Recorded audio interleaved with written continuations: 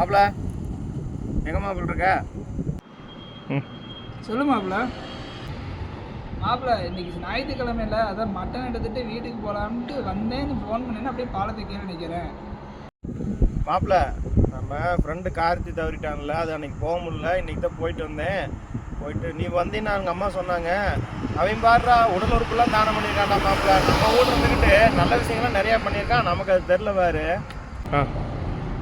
அப்படி என்ன தானம் பண்ணானாமாவே? மாப்பிள கிட்னி தானம் பண்ணியிருக்கானாமா, எங்கள் அம்மா சொன்னாங்க. ஆமாம்.